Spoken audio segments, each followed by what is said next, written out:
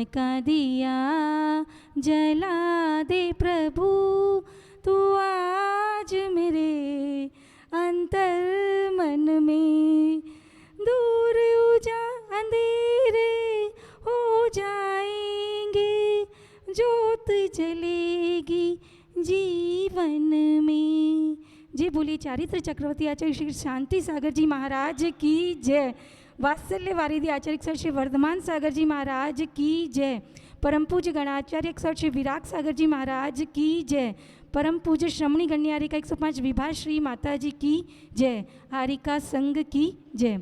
मंगलाचरण के लिए मेरा निवेदन सुश्री शीनू बैद कि वो आए एक सुंदर सा मंगलाचरण प्रस्तुत करे।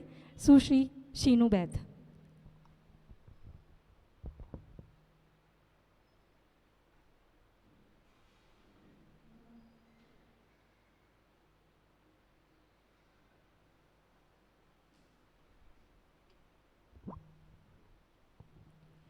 जय बोलिए महावीर भगवान की। आचार्य श्री विराग सागर जी महाराज की। आर्यका श्री विभा श्रीमती माता जी की। आर्यका संघ की। समता को धारने वाले, आत्म को ध्यानने वाले, भव पार कराने वाले, शिष्यों को तिराने वाले, इन गुरु को शत शत वंदन है। चरणों का अर्चन है। तुम ही मेरे भगवन हो, तुम पे मैं वारी जाऊं। तेरे आशीष हेतु मैं चाहे जो कर जाऊं। तेरी महिमा गा गा कर दुनिया को दिखा देंगे हम। तेरे चरणों में गुरुवर मस्तक को झुका देंगे हम। इन गुरु को शत शत वंदन है। चरणों का अर्चन है। जय बोलिए आर्यका श्री विभा श्रीमती माता जी की जय।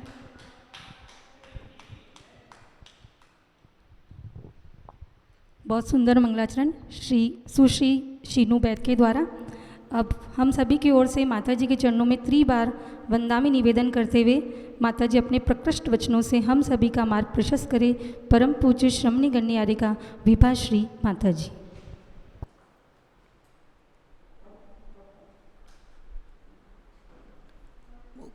मार्गस्य नेतारं वेत्तारं कर्म भूवृतां ज्ञातारं विश्वतत्त्वानां वन्दे तद्गुणलब्धये। जय बोले नंदानंद पंच परमेष्टि भगवान की। देवादिदेव एकीकरण से चिंतामणि पार्श्वनाथ भगवान की। देवादिदेव एकीकरण से आदिनाथ भगवान की। देवादिदेव एकीकरण से मुनि सुब्रतनाथ भगवान की। अंतिम तीर्थेश वर्तमान शासन नायक भगवान महावीर स्वामी की। परम पूज्य गणाचार्य गुरुदेव श्री 108 विराग सागर जी महाराज की। अहिंसा परमो धर्म की।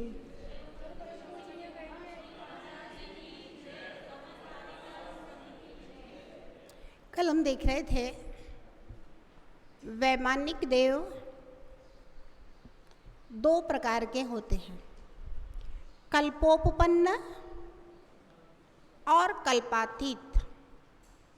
जिन 16 स्वर्गों में इंद्र सामानिक त्रयस्त्रिंश पारिषद आत्मरक्ष लोकपाल अनेक प्रकीर्णक आभियोग्य और किलविषिक इस प्रकार से 10 प्रकार के पदों की कल्पना होती है। वह कल्पोपपन्न 16 स्वर्ग कहलाते हैं। और कल्पातीत जहाँ पर सभी इंद्र होते हैं। हर देव अपने आप को अहम इंद्रहा, मैं इंद्र हूँ, मैं इंद्र हूँ, इस प्रकार की कल्पना होती है। वे अहमिंद्र नवग्रहवेयक 9 अनुदिश और 5 अनुत्तर विमानों में होते हैं। पेज नंबर 204 पर देखिए, अधोग्रैवेयक में 3 इंद्रक, मध्य ग्रैवेयक में 3 इंद्रक, ऊर्ध्व ग्रैवेयक में 3 इंद्रक, अनुदिश में 1-1, अनुत्तर में 1। अनुत्तर के 4 विमान दिशाओं वाले, अनुदिश के 4 विमान दिशाओं के 4 विदिशाओं के, और अधोग्रैवेयक, मध्य ग्रैवेयक और ऊर्ध्व ग्रैवेयक में दिशाओं और विदिशाओं के विमान होते हैं। इस प्रकार से 111, 107 और 91 इतने विमान नवग्रैवेयक के हैं, 9 विमान अनुदिश के हैं और 5 विमान अनुत्तर के कहे गए हैं। और ये सारे विमान श्वेतवर्णी होते हैं। आनत आदि 4 स्वर्गों के विमान भी श्वेतवर्णी होते हैं। महाशुक्र, शुक्र महाशुक्र 17 सहस्रार के विमान श्वेत और हरित वर्णी होते हैं। और भी विमानों की संख्या आदि लिखी हुई है। इस प्रकार से स्वर्गों के विमानों का वर्णन पढ़ा और वे 2 भागों में कल्पोपपन्न और कल्पातीत के रूप में 2 प्रकार से पाए जाते हैं। अब वैमानिकों के रहने के स्थान सूत्र निकालेंगे। सौधर्मईशान, सौधर्मईशान, सानत कुमार, महेंद्र, ब्रह्म ब्रह्मोत्तर, लांतो, कापिष्ठ, शुक्र, महाशुक्र, शतार, सहस्रारेश्वानत, प्राणदयो, रारणाचितयोर, नवसुग्रैवेयकेषु, विजय वैजयंत, जयंता पराजितेषु, सर्वार्थ सिद्धौ च, सौधर्मईशान, सानत कुमार, महेंद्र, ब्रह्म ब्रह्मोत्तर, लांतो कापिष्ठ, शुक्र महाशुक्र, सतार सहस्रारेश्वानत, प्राणदयो, रारणाच्युत, योर्नवसु, ग्रैवेयकेषु, विजय वैजयंत, जयंता पराजितेषु, सर्वार्थ सिद्धौ च। पढ़िए पूरा सूत्र एक साथ।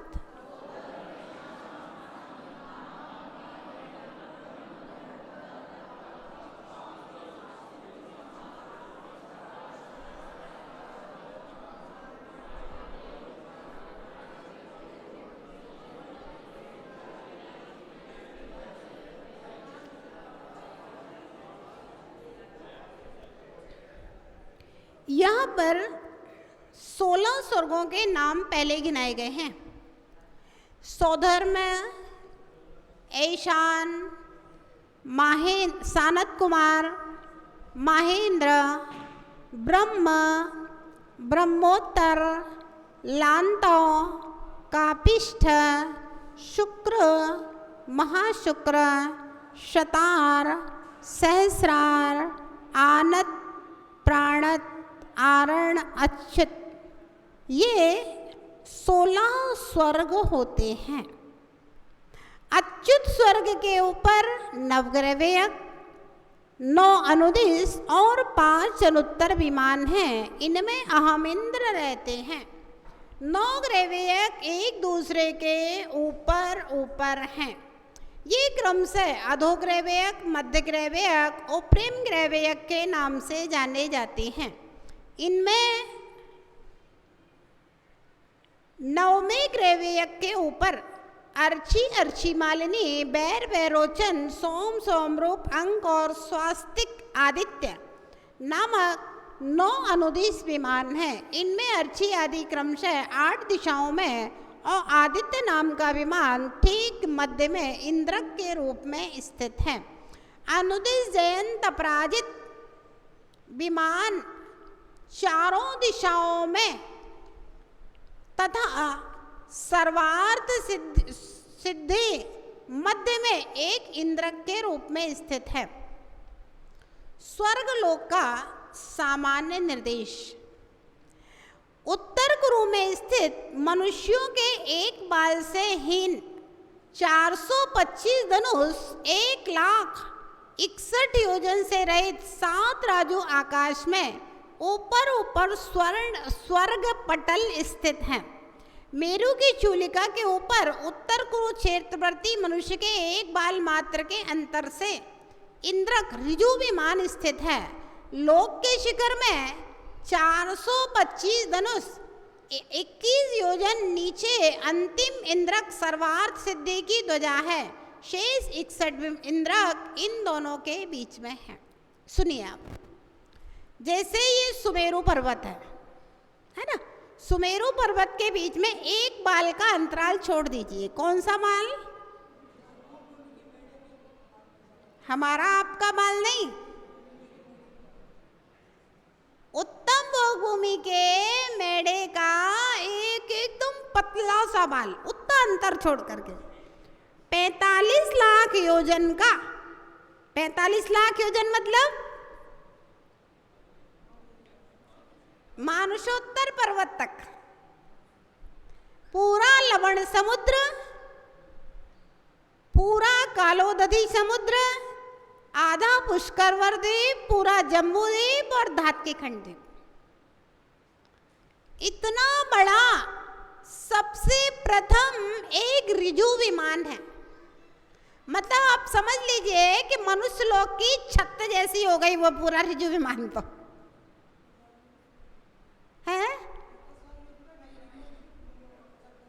हाँ, बस सुमेरु पर्वत का एक बाल छोड़ के आकाश में स्थित है और अनादि निधन है। कहीं ऐसा नहीं नीचे गिर जाएगा कि ऊपर उड़ जाएगा, कुछ नहीं है, फिक्स है।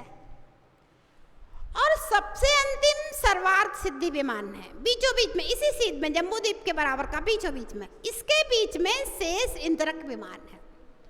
और श्रेणीबद्ध और बोध विमान दिशाओं में इस तरह से बिखरे हुए हैं। 9 अनुदिश प्रत्येक दिशा में विद्यमान होने से इनको अनुदिश कहते हैं। और 5 अनुत्तर विजय, वैजयंत, जयंत, अपराजित, सर्वार्थ सिद्धि, ये 5 अनुत्तर हैं। विजय, वैजयंत, जयंत, अपराजित वाले देव 2-3 भव से अधिक संसार भ्रमण नहीं करेंगे, ये सम्यक दृष्टि है।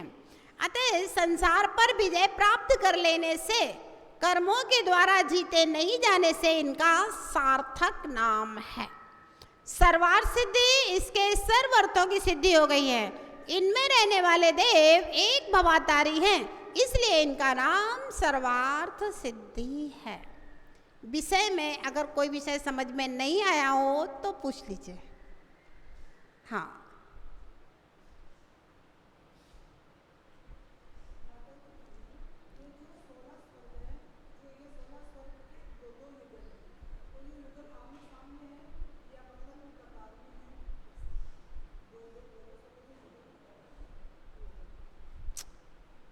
ऐसा है, उत्तर की साइड में आधे विमान है ऐसे क्रम से गोलाई में, और दक्षिण की साइड में ऐसे ऐसे आधे विमान है ऐसे। ये पूर्व है, ये पश्चिम है, ये उत्तर, ये दक्षिण। तो विमान पूरे ऐसे गोलाई में है चारों तरफ, है ना। तो आधे विमान सौधर्म स्वर्ग के और आधे विमान ईशान स्वर्ग के, इस तरह से। आधे विमान सौधर्मेंद्र के अंडर में, आधे विमान ईशानेंद्र के अंदर में। हाँ, ऐसे गोलाई में है पूरे विमान, ऐसे गोलाई में।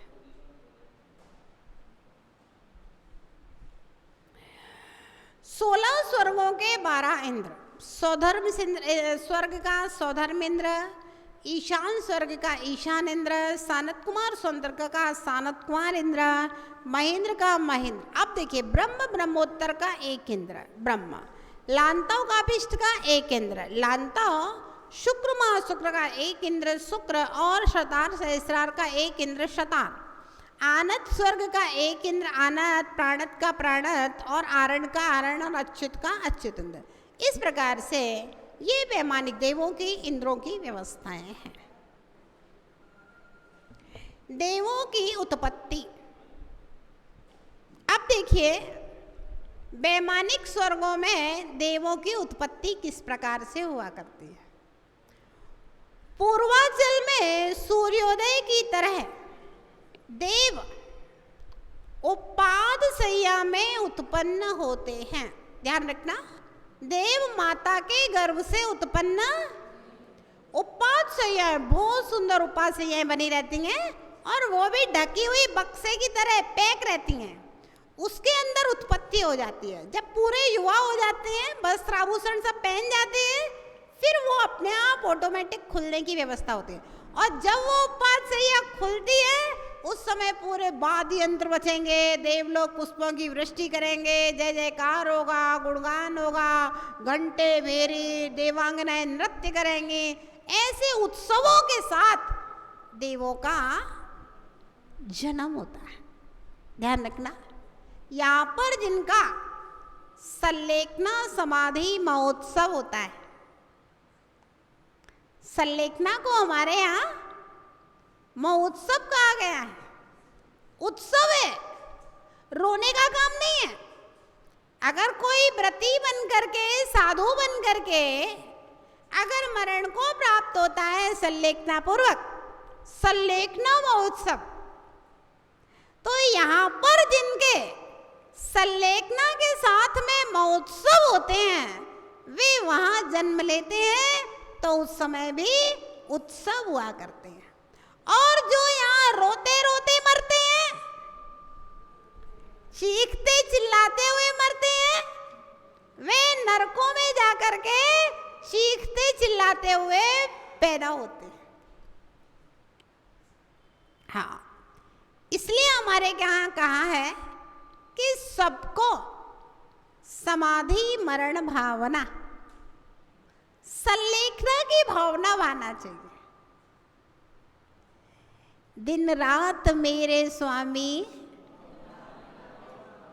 मैं भावना ये भाऊं, देहांत के समय में तुमको ना भूल जाओ। अब सल्लेखना की भावना का सबसे पहला सूत्र कौन सा है?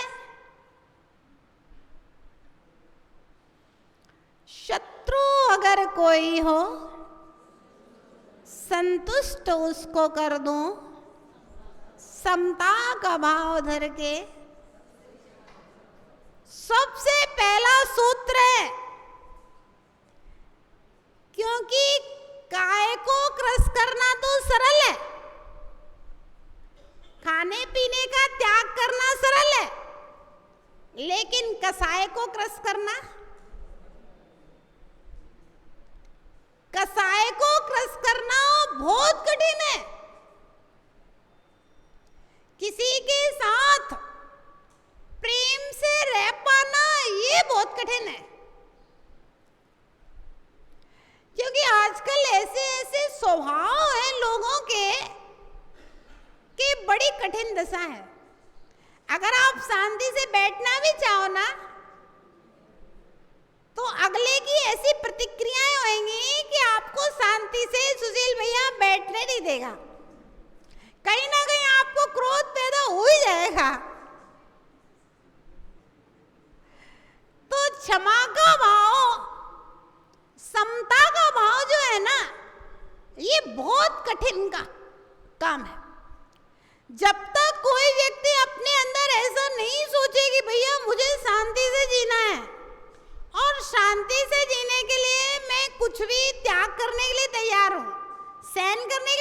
तैयार हो, जब तक वो व्यक्ति शांति से जी नहीं सकता। चाहे मंदिर में हो, चाहे समाज में हो, चाहे कोई मंडल का मंडलों में हो, और चाहे घर में हो। हाँ, देखिए बेटे अपने अपने अनुसार चलेंगे, बेटे अपने अनुसार चलेंगे, और अगर आपने ज्यादा कलेश किया तो है तो बहुएं रोटी देना और बंद कर देंगी, तो फिर और महाकलेश पैदा हो जाएगा। ध्यान रखना, लकड़ी सूखने के बाद में बेंत है ना, बेंत भी, बेंत को आप गीले में मोड़ोगे तो क्या होगा? जैसा चाहे मोड़ लो, डलिया बना लो, कुर्सी आती है बेंतों की, टेबलें आती हैं, देखी होंगी। ये बेंत है ना, इसको गीला में मोड़ोगे तो मुड़ जाएगा, और अगर सूखने के बाद में मोड़ोगे तो टूट जाएगा।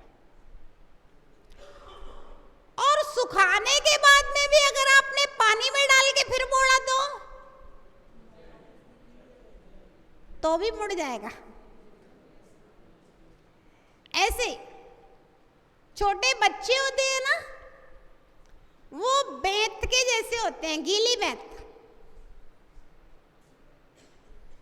गीली मिट्टी को आकार दिया जा सकता है, लेकिन सूखने के बाद में छोटे बच्चे हैं वो बेंत की तरह होते हैं। अगर आपको संस्कार देना है तो 3 साल के और 2 साल के बच्चे से संस्कार देना शुरू कर दो। पैदा होते ही बच्चे को संस्कार देना शुरू कर दो तो वह आपके अनुसार मुड़ जाएगा। अब पहले तो आपने खूब लाड़ किया, खूब लाड़ किया, वो पोता दादाजी के बाल खींचता है, सब लोग कहते हैं और खींच और खींच। विमल भैया, छोटा होता है तब तो लाड़ आता है और खींच। अगर पोता ने दादाजी को चांटा मार दिया, कान खींच दोगे, हाँ हंसते रहेंगे, अच्छी शिक्षा नहीं देंगे उस समय उसको। नहीं बेटा ऐसे नहीं करना पड़ता है, नहीं उस समय नहीं सिखाएंगे, उस समय तो और उल्टा सीधा बोलना सिखाते हैं, उल्टा सीधा कुछ भी। अब जब वो बड़े होकर के खींचेगा बाल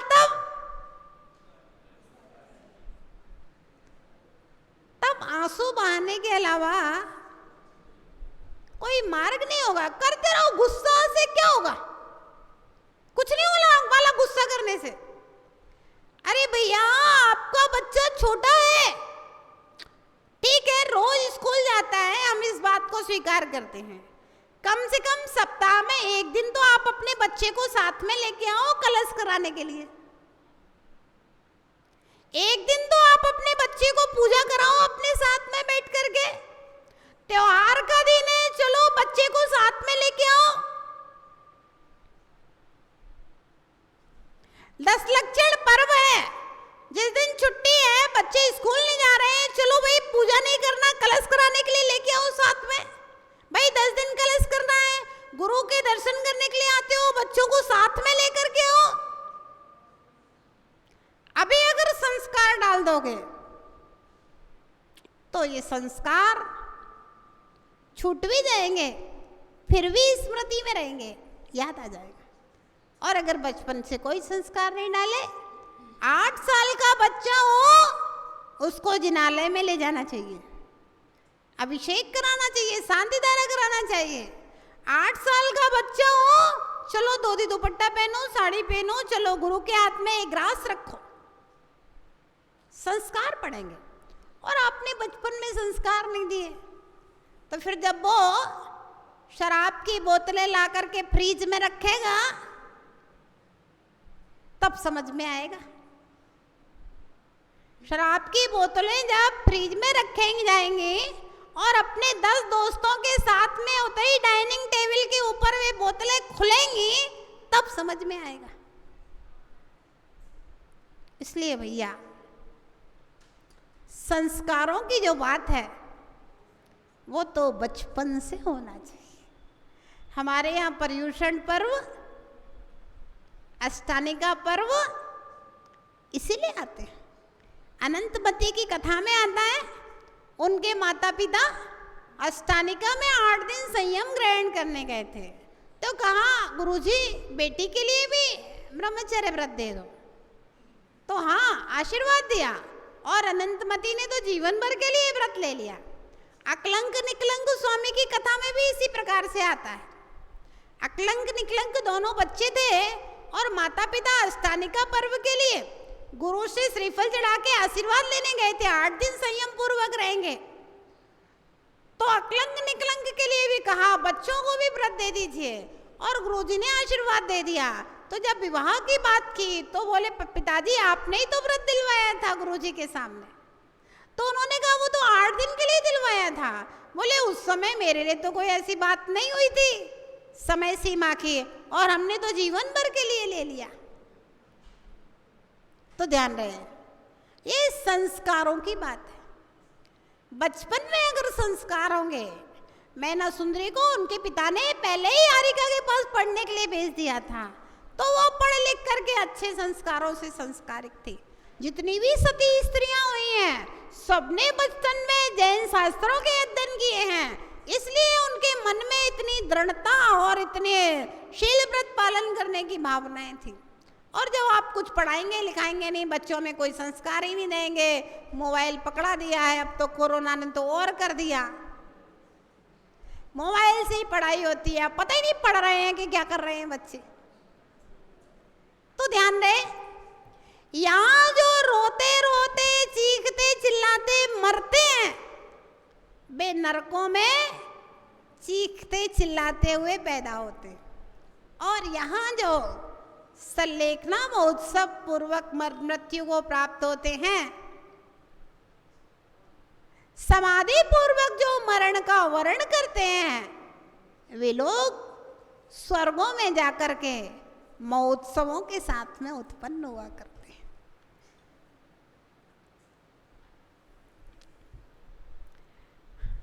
तो उत्पत्ति कैसे होती है? उत्पन्न होते ही वे एक अंतर मुहूर्त में 6 पर्याप्तियों से पर्याप्त हो जाते हैं। उनका शरीर पूर्ण विकसित हो जाता है, वे 16 वर्षीय किशोर की भांति दिखते हैं। उनका शरीर नख केश रोम सप्त धातुओं से रहित होता है।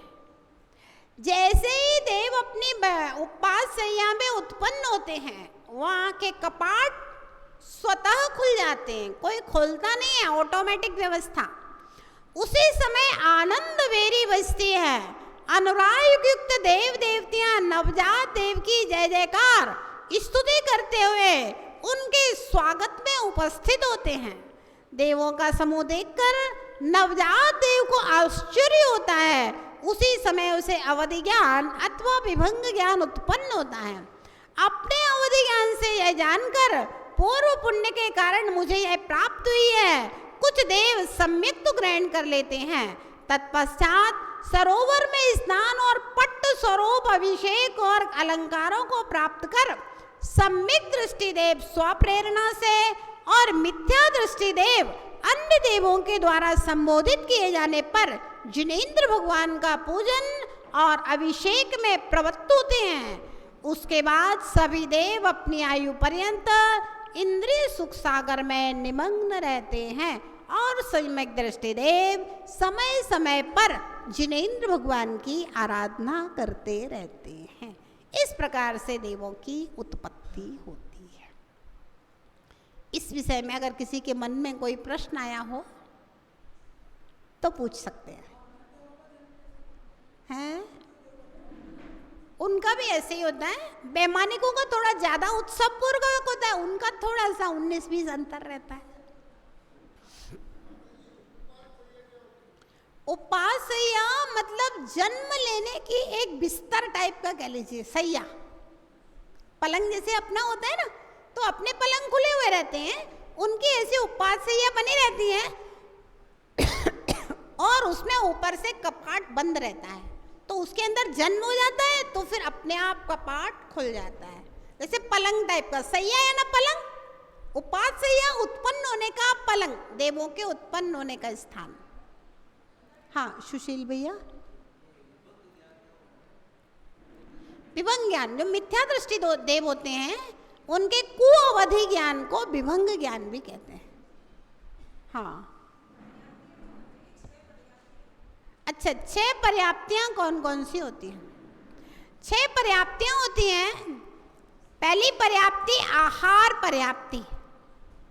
आहार का तात्पर्य हम जो भोजन करते हैं वो नहीं, आहार का तात्पर्य है शरीर के योग्य पुद्गल परमाणु, आहार पर्याप्ति। आहार शरीर परमाणुओं को ग्रहण करेगा तो शरीर रूप में परिणत करेगा, फिर इंद्रियां बनेंगी, आहार शरीर इंद्री, फिर श्वासोच्छ्वास, भाषा और मन, ये 6 पर्याप्तियां होती हैं।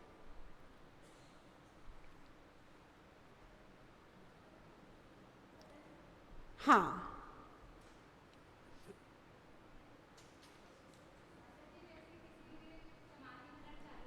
हाँ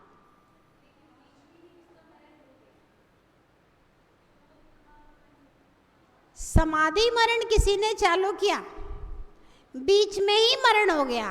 कैसे हो गया बीच में मरण?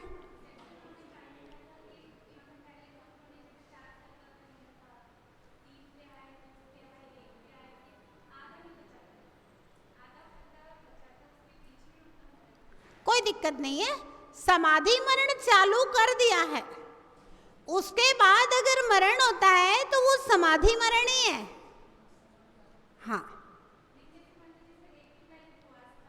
हाँ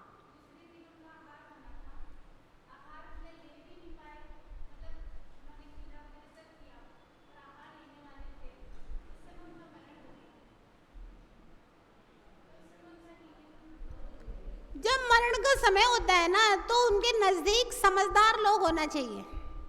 मरण के कम से कम 2-5 मिनट पहले तो संकेत मिल ही जाते हैं। उल्टी सांस चलने लगती है, जो समझने वाले लोग होते हैं वो समझ जाते हैं।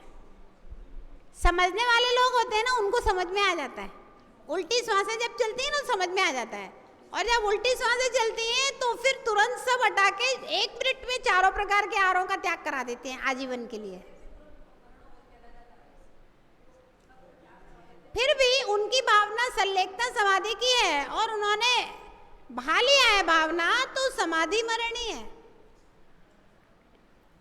आगे चलते हैं। सम्यक तो और संभव गुण स्थान, सौधर्म स्वर्ग में नवग्रह तक के देव 1 से 4 गुण स्थान वाले होते हैं। अनुदिश और अनुत्तर विमान के देव सम्यक दृष्टि ही होते हैं, और वैमानिक देवों में तीनों प्रकार के सम्यक दर्शन संभव है। गति आगति, देवगति के देव वहां से च्युत होकर, ये बहुत महत्वपूर्ण बात है और सरल भी है, सबको समझ में आएगी, ध्यान से सुनना। हाँ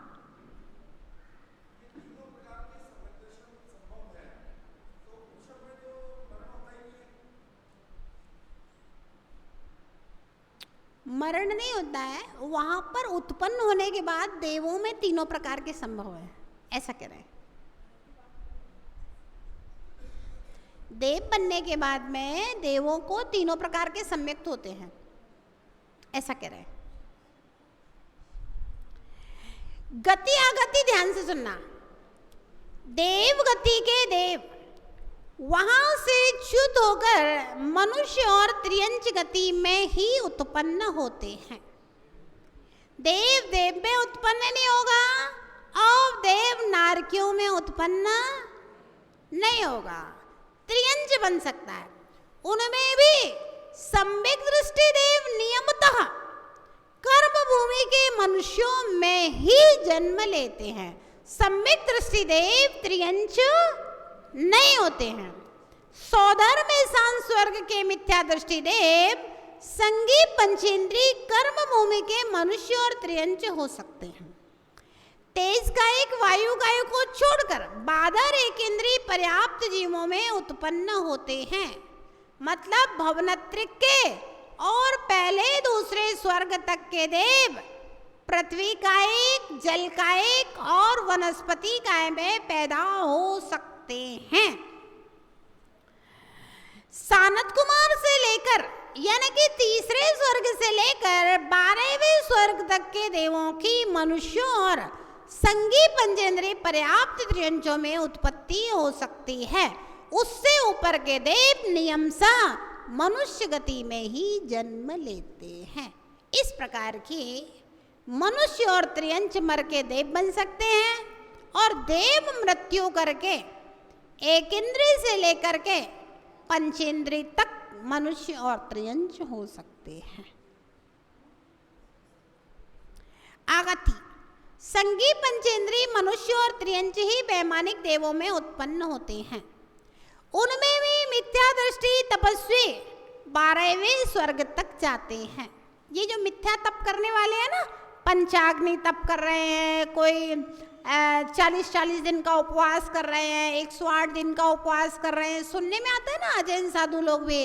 अच्छा, वो भी मान लो घर बार छोड़ करके ब्रह्मचर्य से रह रहे हैं, कोई मौन धारण की है, कोई कुछ की है, कोई माला जाप करता है, तो वे भी 12वें स्वर्ग तक जा सकते हैं।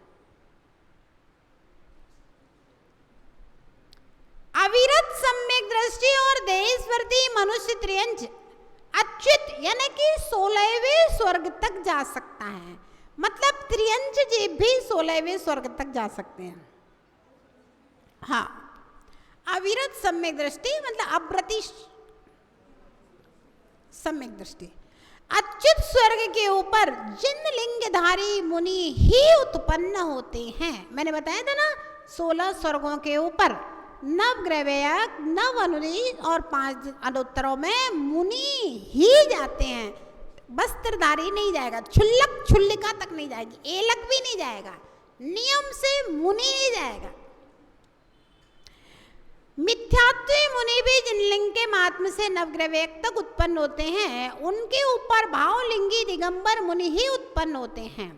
यह विशेष ज्ञातव्य है कि 14 पूर्वधारी मुनि लांतप कल्प के नीचे उत्पन्न नहीं होते। वैमानिक देवों में उत्पत्ति का कारण संयम तप धारण करने से, व्रताचरण से, मंद कसाय रखने से, धर्मायतनों की रक्षा करने से, सद्धर्म का श्रवण करने से वैमानिक देवों में उत्पत्ति होती है। इसके अतिरिक्त बहुश्रुतत्व, आगम परता, पात्रदान, कषाय निग्रह, पीत पद्मलेशा के परिणाम, मरण काल में धर्मध्यान रूप परिणति आदि को भी वैमानिक देवों में उत्पत्ति का कारण माना है। समझ में आ गया है? नहीं आया? समझो, जिनेंद्र भगवान का अभिषेक, पूजा पाठ विधान, ये सब देवायु के कारण है। नमोकार के जाप देवायु का कारण है। आहार दान वगैरह भी, व्रत, नियम, संयम, उपवास, शील का पालन करना, सब देवायु का कारण है। इससे विपरीत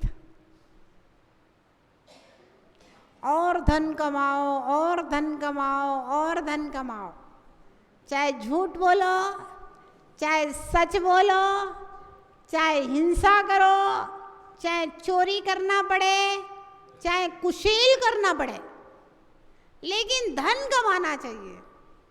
ये सब नरक आयु के कारण है।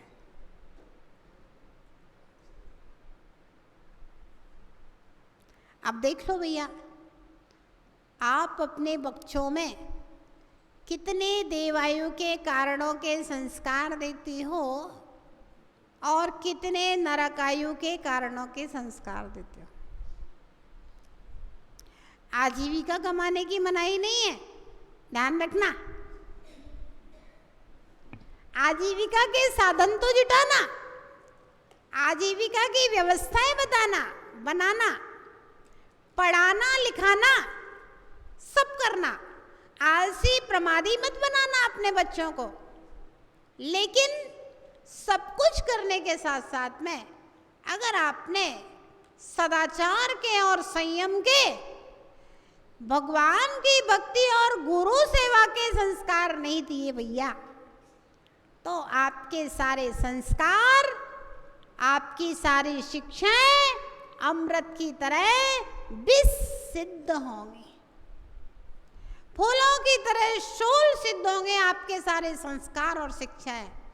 इसलिए जैसे बने वैसे बच्चों में अच्छे संस्कार देना। अब बच्चों में तो ठीक है भैया, समस्या कहाँ है? मम्मी पापा ही मंदिर नहीं आते हैं।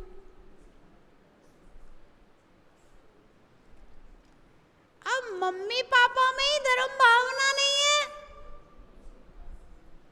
तो बच्चों में धर्म भावना की भावना कहां से डालने की इच्छा होगी? तो इसलिए बच्चों में संस्कार दें, उसके पहले मम्मी पापाओं में संस्कार की जरूरत है। हमारे यहाँ पर्व के दिन आते हैं ना, पर्व के दिन क्यों आते हैं? आपको मालूम 10 लक्षण पर्व क्यों आता है? हैं? गौरव भैया, 10 लक्षण पर्व क्यों आता है?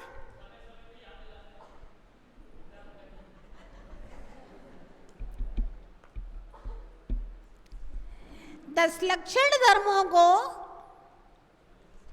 आगम में श्रमण धर्म कहा गया है, श्रावक धर्म नहीं है, ध्यान रखना विमल भैया, ये श्रमण धर्म है, श्रावक धर्म नहीं है 10 लक्षण।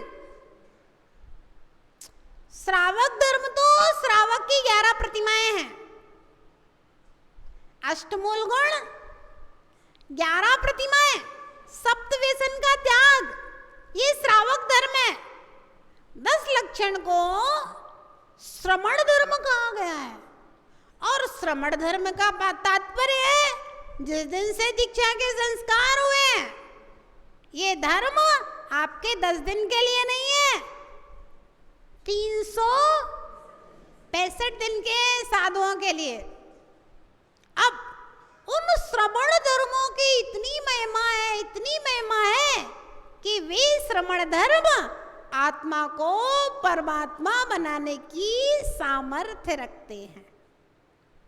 तो श्रावक भी 365 दिन ना सहे, 10 दिन में एकादशा करके, उपास करके, पूजा करके, सामयिक करके, ध्यान करके उन श्रमण धर्मों की भावना भाते हैं। तो ये जो 10 दिन जो आते हैं ना बीच में पर्युषण के 1 साल में, ये मम्मी पापा को अगर संस्कारों में कोई कमी रह गई होगी माता पिता के, तो गुरुओं के द्वारा उन संस्कारों से संस्कारित किया जाए, जिससे भैया जब जागे तभी सवेरा।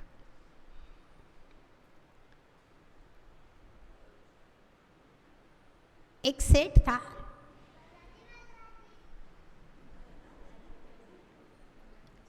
उसका एक मित्र था। सेठ अपने मित्र से वार्तालाप कर रहा था। मित्र ने कहा, सेठ जी, मैं तुम्हें बहुत प्रेम करता हूं, मैं तुम्हें बहुत प्रेम करता हूं, तुम्हारे प्रति बहुत स्नेह रखता हूं, इसलिए आप मेरी एक बात मान लो। बोले क्या बात? बोले सेठ जी, आपके विदेशों में व्यापार है और रोज का जाना आना है, और विदेशों के व्यापार भी आपके समुद्री यात्रा से तय हुआ करते हैं। समुद्र तो समुद्र है, कभी भी तूफान आ सकता है, जहाज टूट सकता है। सेठ जी तैरना सीख लो। मेरी मित्रता के नाते ही मैं तुमसे एक बात कहता हूं कि सेठ जी तैरना सीख लो। अगर जीवन में कभी तकलीफ आए, परेशानी आए, अचानक कोई कयामत आ जाए, तो भैया कम से कम तैर के किनारे तो लग जाओ। सेठ ने कहा मित्र क्या बताऊं, समय नहीं निकाल पा रहा हूं, व्यस्तता इतनी है कि समय नहीं निकाल पा रहा हूं। बोला मित्र कुछ भी हो, आज तुम तैरने के लिए समय नहीं निकाल पा रहे हो और कल अगर डूब जाओगे, कभी आंधी आ गई तो जीवन ही समाप्त हो जाएगा, थोड़ा सा समय निकालो। अच्छा ठीक है, बोले अब की बार वापस आऊंगा ना यात्रा से तो तुमसे तैरना सीखूंगा। जब कोई बार बार आग्रह करता है तो व्यक्ति का मन, प्रेरणा बहुत महत्वपूर्ण होती है। प्रेरणा ध्यान रखना जीवन में, आप जिन जिन को प्रेम करते हो, आप जिन जिन से स्नेह करते हो, मीठी भाषा में उनको अच्छे काम के लिए प्रेरणा जरूर देना। एक नमोकार की माला फेरने के लिए प्रेरणा देना, कभी भगवान के दर्शन के लिए प्रेरणा देना, कभी चाहे वो घर का पति हो, चाहे बच्चे हो, चाहे नाती पोते हो, या अपन कभी रिश्तेदारी में जाते हैं, बैठते उठते हैं, तो धर्मात्मा हो तो धर्म चर्चा करो, ज्ञानी से ज्ञानी मिले, करे ज्ञान की बात। और भैया इतने सारे लोग तत्वार सूत्र पढ़ रहे हैं तो ये सब तो ज्ञानी हो जाएंगे 4 महीने में, सब होशियार हो जाएंगे, प्रवचन देने लायक तो हो ही जाओगे। हमारी तरह गद्दी पे बैठ के ना सही, आपस में गोष्ठी करके बैठ के प्रवचन देने लायक तो आप लोग हो ही जाओगे 4 महीने में। एक दूसरे को समझा सकते हैं। आपके रिलेशन वाले लोग हो, आपके मित्रगण हो, बहुएं हो, बच्चे हो, अच्छे काम की प्रेरणा देना चाहिए। चलो भाई हम माला फेर रहे, चलो अपने साथ बैठो, तुम भी माला फेरो। चलो आज कोई उत्सव है, कलश करने के लिए चलते हैं। तो मित्र ने सेठ जी को प्रेरणा दी, सेठ जी तैरना सीखना है और आपके हित की बात है, आपके जीवन की सुरक्षा होगी उससे। सेठ ने कहा ठीक है, अगले बार आऊंगा व्यापार से तो समय निकाल करके तैरना सीखूंगा। बोले कितने दिन लगेंगे तैरना सीखने में? बोले सेठ जी कम से कम साल भर तो लगेगा। बोले साल भर मैं व्यापार के लिए बाहर नहीं जाऊं, ये तो संभव ही नहीं है। तो बोले सेठ जी बोले कुछ कम समय नहीं हो सकता? ठीक है, बोले 6 महीने। 6 महीने भी बहुत है। अब कहा और कम दिन कर दो। तो बोले 6 महीने नहीं सिर्फ 4 महीने की प्रैक्टिस में सीख जाओगे पूरा तैरना। 4 महीने भी बहुत है। तो अब कहा एक और बढ़िया वाला ट्रेनिंग सेंटर है, उसमें 1 महीने में तैरना सिखा देते हैं। सेठ जी 1 महीने कहीं नहीं जाना, छुट्टी लेकर के आना व्यापार से और फिर तैरना सीखना। सेठ कहता है कि नहीं, 1 महीना भी बहुत है। अब 1 महीना बहुत है, और कम कर दो। तो बोले सेठ जी 10 दिन में सिखा देंगे। सेठ कहता है व्यापार से आके फिर सीखूंगा, ठीक है 10 दिन तय कर लिया। और फिर जब वो लौट के आया और तैरने सीखने की बात आई, पहले दिन तैरना सीखने के लिए जाता है और उसी समय कोई व्यापार का जरूरी काम आ गया। तो बोला भैया 10 दिन तो नहीं रुक पाऊंगा। तो सिखाने वाले ने कहा सेठ जी 10 दिन से कम की कोई ट्रेनिंग नहीं है। फिर भी सेठ ने कहा अगर कोई आपत्ति विपत्ति आ जाए समुद्र में तैरते समय तो कोई और उपाय हो तो बता दो। बोले सेठ जी एक सरल उपाय है, जब आप जहाज में चला करें तो 2 खाली पीके रख लिया करो। पीके मतलब ये कनस्तर, आप क्या क्या बोलते हैं, पीपे, ठीक, खाली पीपे रख लेना। और अगर कोई आपत्ति विपत्ति आए, जहाज टूटे, तूफान आए, तो उन पीपों को दोनों हाथों में लेकर के कूद जाना और ऐसे ऐसे करते रहना थोड़ा थोड़ा, तो तुम किनारे लग जाओगे तैरते तैरते। सेठ कहता है ये उपाय बढ़िया है, खाली पीपे रखने में क्या दिक्कत है, रख लेंगे 2 पीके, क्या फर्क पड़ता है। अब वो क्या हुआ, इस बार यात्रा में गया और वापसी में सही में समुद्र में तूफान आ गया। याद आ गई, गुरुजी ने कहा था, ट्रेनिंग वाले टीचर ने कहा था कि पीकों को लेकर के और कूद जाना, टूटने लगे जहाज तो। लेकिन सेठ जी के मन में विकल्प आ गया, जो ये सोना और हीरे जवाहरात लेकर के आया हूं ये सब छूटा जा रहा है। सोचते हैं एक आइडिया जरा बढ़िया है कि इन पीकों में भर लेते हैं और पीके पकड़ लेंगे और कूद जाएंगे, तो अपना सोना और हीरे भी बच जाएंगे और किनारा भी मिल जाएगा। ठीक है भैया, जल्दी जल्दी सोने के सिक्के और हीरे जो थे ना कीमती, उनमें भर लिए पीकों में और ढक्कन बंद करके और ताला डाल लिया और ले करके कूदे। अब ले करके कूदे सो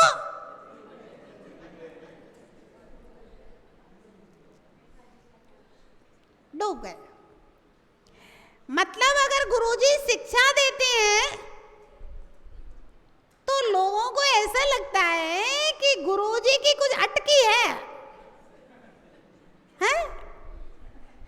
अटकी है कुछ, जबकि आगम कहता है जे त्रिभुवन में जीव अनंत सुख चाहे दुख ते भयवंत ताते दुख हारी, दुख को हरण करने वाले, सुखकार, सुख को प्रदान करने वाली, कहे सीख गुरु करुणा। सीख गुरु दे रहे हैं कि भैया तुम्हारे दुख दूर हो, कहाँ चक्कर में पड़े हो,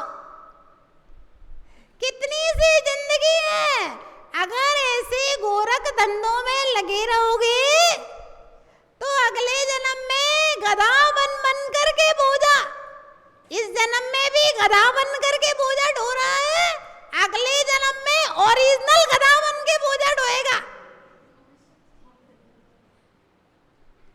तो भैया गुरु सीख देते हैं, थोड़ा सा भगवान का भजन कर ले तो स्वर्गों में सागरों की आयु पर्यंत शांति से जीना।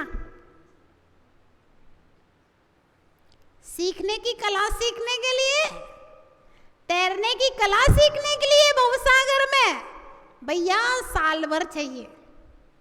आपने कहा साल भर का समय नहीं है, तो भैया चतुर्मास काफी है। आपने कहा 4 महीने भी बहुत है, तो भैया भादो के महीने में आ जाओ। भैया भादो का महीना भी बहुत है, तो 10 दिन की पर्यूषण है। 10 दिन पर्यूषण में तो धंधा पानी बंद करके गुरु के सानिध्य में रह करके श्रावक की चर्या करना चाहिए। कैसा श्रावक? 10 दिन का संस्कार भी तुम्हारी अंतिम समाधि को सुधार देगा।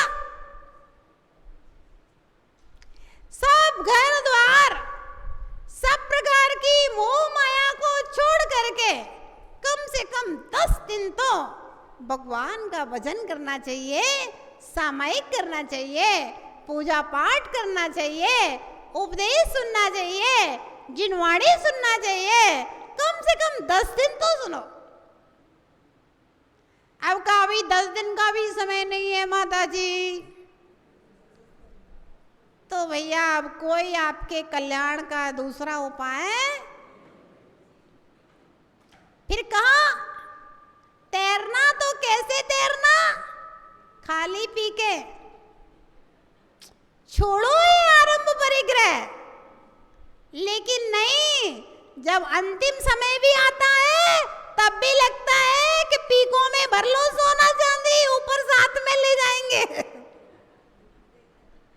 तो भैया जो पीकों में सोना भर के ऊपर साथ में ले जाने की तैयारी कर रहे हैं, वे तो भवसागर में डूब जाएंगे, उनका तो अता पता ही नहीं चलेगा। मछली मगरमच्छ खा जाएंगे उनको, निगोदों में चले जाएंगे, कोई पता ही नहीं उनके अस्तित्व का, कहाँ है, क्या है, कैसे है। भव्यात्माओं,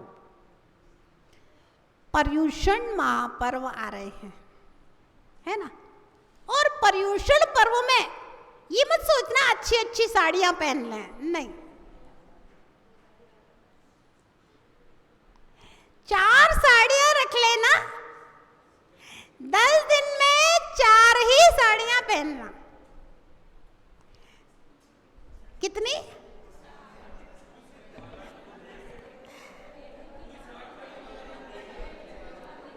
पर्युषण पर्व में सामूहिक पूजा की चर्चा चल रही थी। सुनो सुनो, मेरी बात सुन लो पहले। सामूहिक पूजन होगी कम्युनिटी सेंटर में, और बढ़िया संगीत के साथ में, सुंदर सुंदर भजनों के साथ में जिनेंद्र भगवान की गीत और नृत्य के साथ में महामंगलमयी आराधना होगी।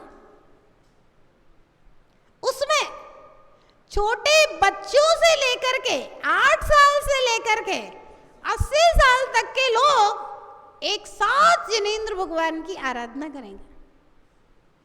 चर्चा हो रही थी कपड़ों की, क्या किया जाए। हमने कभी महिलाओं को अगर कपड़े दे भी देंगे एक जोड़ी, तो इनको तो 10 दिन में एक जोड़ी कपड़े तो पहन ही नहीं सकती महिलाएं, असंभव। कि महिलाएं 10 दिन एक साड़ी पहन के पूजा कर ले, हैं रश्मि भाभी, सही कह रहे कि नहीं? इसलिए भैया केशरिया कोट में आप अपने अपने मनपसंद कपड़े पहन के आना, धुले हुए शुद्ध वस्त्र पहन करके आना। और पुरुषों के केसरिया धोती दुपट्टे हैं, बहनें हमारी सफेद ड्रेस कैसी भी अपने घर की पहन करके आ सकती हैं, धुले हुए शुद्ध कपड़े पहन करके आना। और अधिकतम लोग जिनेंद्र भगवान की आराधना के पूजन संस्कार शिविर में शामिल हो, एक दूसरे को प्रेरित करें। एक एक व्यक्ति कम से कम 10-10 लोगों को प्रेरित करें। 10 लोगों में से अगर 2 लोग भी आते हैं तो आपके लिए उनका छटांश पुण्य जरूर प्राप्त हो जाएगा। और जो लोग 16 कारण जी कर रहे हैं 10 दिन, उनके लिए भी वहाँ पर यथा योग्य पूजा विधान की व्यवस्था रहेगी।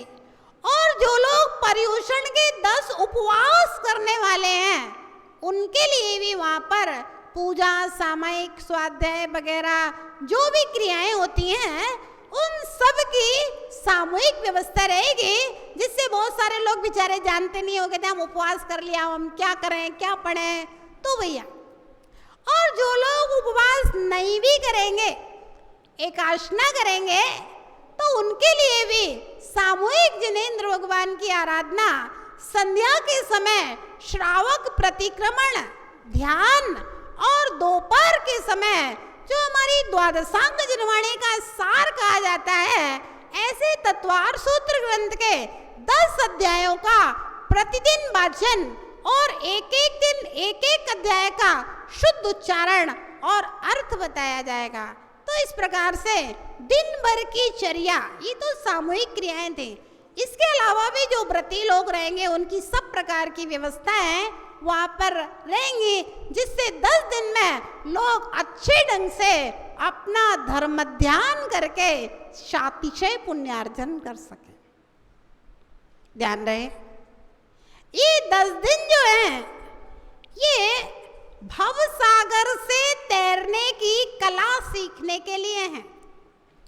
आपके नगर में अगर संत हैं तो आप साधुओं के सानिध्य में रहिए, अपने नगर में नहीं भी हैं तो आप साधुओं के पास जाकर के घर गृहस्थी छोड़ करके 10 दिन धर्म साधना अवश्य करें। ये भी एक श्रावक धर्म है। तो ध्यान रहे, पूजन संस्कार शिविर के फॉर्म जिन लोगों ने भर दिए हैं अच्छी बात है, जिन्होंने नहीं भरे हैं वे भी पूजन में शामिल हों। सबके लिए पूजन का द्रव्य, पुस्तक आदि कमेटी की ओर से निशुल्क सारी की सारी व्यवस्था रखी जाएगी। और शिविर का फॉर्म भरने में 1 भी रुपए के लेन देन की कोई भी व्यवस्था नहीं है। फॉर्म सिर्फ इसलिए भरा जा रहा है कि कितने लोगों की कमेटी को व्यवस्था करना है, अन्यथा पता चले कि 50 लोगों की व्यवस्था की और 100 लोग आ गए तो अव्यवस्था हो जाएगी। या मान लीजिए 100 लोगों की व्यवस्था की, 50 लोग ही आए तो भी डेस्टेज होगा। तो इसलिए आप पूजन शिविर का फॉर्म भर करके पूजन में शामिल हो और संध्या के समय 6 से 7 बजे तक श्रावक प्रतिक्रमण और ध्यान कराया जाएगा।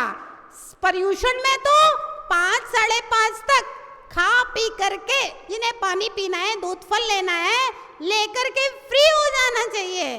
फ्री होकर के 6 बजे आप श्रावक प्रतिक्रमण और ध्यान में शामिल हो और दोपहर में 2:30 बजे से 3 बजे तक तत्वार्थ सूत्र का पूजन, 3 से 4 तत्वार्थ सूत्र का शुद्ध उच्चारण सिखाएंगे और उसमें उसका पूरे अध्यायों का अर्थ बताया जाएगा, उसमें भी शामिल हो।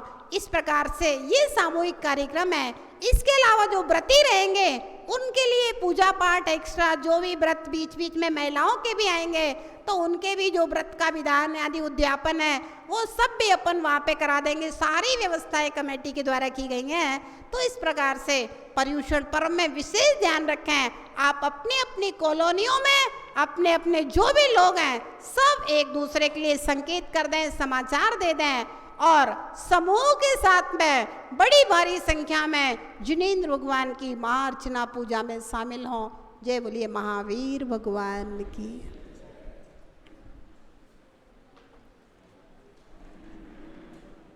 जल चंदन अक्षत पुष्प चरोचत दीप धूप अति फल्लावे पूजा कोठानत सो तुम जान सोनर ध्यानत सुख पाव तीर्थंकर के ध्वनि गणधरने सुनि अंगुर छे चुन ज्ञानमयी सो जिनवर वाणी शिव सुखदानी।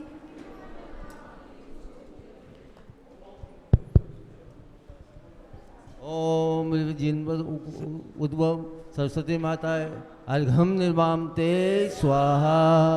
शुभ भावों का निर्मल जल है, विनय भाव का है चंदन। गुरुवंदन ही अक्षत है, ये भक्ति सुमन का अभिनंदन। मन वचितन से आत्मसमर्पण, मोह शोभ का समन करूं। परम पूज्य आचार्य शिरोमणि विराग सिंधु जी को नमन। ओम परम पूज्य राष्ट्रंगणाचार्य 108 श्री विराग सागर जी महाराज के 5 चरणों में के प्रवक्त है महार्घम निर्माम ते स्वाहा। प्राणी मात्र में जिन शासन की बिकराती जो प्रभा प्रभा, ज्ञान मूर्ति समता निधि लग कर हर्षित होती सभा सभा। गणनी समणी विभा श्री माँ अर्घ समर्पित है तुमको। भक्ति भाव से पूज रहे माँ, दे दो शुभ समकित हमको। ओम परम पूज्य गणनाथ का 105 विभा श्री माता जी के 5 चरणों में प्राप्त है महार्घम निर्माम ते स्वाहा। जा वाणी के ज्ञान से सूझे लोकालोक, सो वाणी मस्तक नमो सदा दे तो लोक। हे जिनवाणी भारती तोई जबो दिन रे, जो तेरा शरण आ गए सो पावे सुख चे। नोवा